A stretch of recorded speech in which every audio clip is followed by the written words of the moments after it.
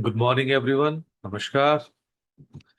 And before we begin, let me ask you something. When was the last time you planned a trip? हाँ उषा जी दिल्ली कब आए थे last? So chances are you decided the destination, January, sir. check the. Okay. बहुत दिन हो गए अब. So chances are you decided the destination, checked the budget, booked the hotels, maybe even planned what you would wear each day. We plan our holidays down to the last rupee and the last outfit. We plan weddings for months, sometimes years. We even plan what vegetables to buy for the week. But there's one thing most of us, myself included, have rarely sat down and planned properly. And ironically, it's the one thing that makes all that other planning possible. Yes. So today's activity is called the budget blueprint. And by the end of these 5 minutes, I want you to walk away with something you can literally build your month around. So let's begin with this opening thought. A budget is not a restriction, it's a plan for freedom. Let me say that again because people hate to do budgeting. A budget is not a restriction, it is a plan for freedom. I have people in my family also who believe a budget is a restriction. It's not a cage, a plan for freedom. Tanvi will agree. Even my mom believes that it is a restriction. She will not budget it. So think about architects. So no architect, however brilliant, starts pouring concrete on day one. First comes the blueprint. Every wall, every window, every door is marked before a single brick is laid. Why? Because a blueprint lets you see the whole house before you build it. It tells you where the kitchen goes, where the light comes in, where you'll need extra support. Your finances deserve exactly that same respect.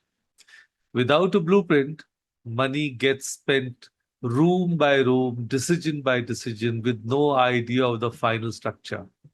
So, with a blueprint, every rupee already knows its address before it leaves your hand.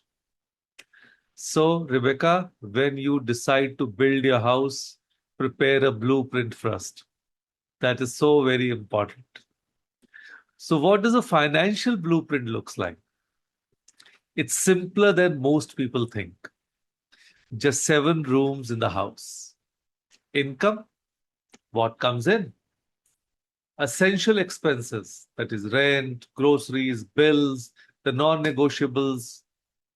3, savings, your safety net. Learning, of course, a book, a skill. Then investments, yes, so very important. Where your money starts working for you. Ledger, because joy is not a luxury, it's a line item. And giving, because planned generosity feels different from generosity squeezed out of guilt. Let me show you what this looks like for 3 different people. So I'm talking about Meena ji. She's managed her household in Ghaziabad for 18 years and has never once called herself the CFO of her family. But that's exactly what she is.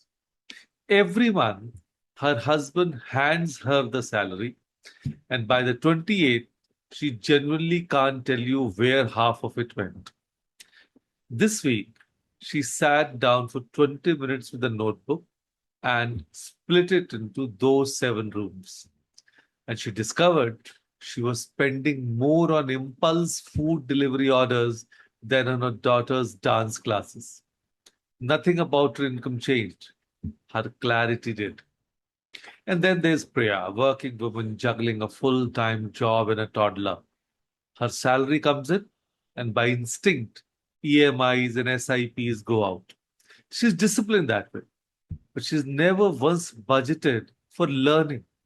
She wanted to do a certification course for 2 years and kept telling herself next month. The moment she gave learning its own room in the blueprint, even just 1,500 rupees a month, the certification stopped being a someday dream and became a line item with a start date. And then there is Rajeshji, a man in his 50s, has always prided himself on saving whatever is left at the end of the month. The problem? By month end, there's rarely anything left. So never once written down a number for leisure or giving. They just happened guiltily in the gaps. So when he built his blueprint, he realized something humbling. He wasn't undisciplined. He was simply unplanned. The moment leisure and giving got their own honest allocation, the guilt disappeared. And so did the mystery of the missing money. So, three very different lives. One same truth. A budget tells your money where to go instead of you wondering every month where it went. So now let's focus on today's activity, our reflection activity. And I want you to do actually this, not just nod along. One, create your own monthly budget blueprint this week using percentages if you like numbers or approximate amounts, if that feels easier. Just those 7 rooms. One, income. Two, essentials. Three, savings. Four, learnings. Five, investments. Six, leisure. And seventh, giving. I repeat it if you are noting it down. Income, essentials, savings, learning, investments, leisure, and finally, giving. And at the end of the month, come back to it. Don't judge yourself.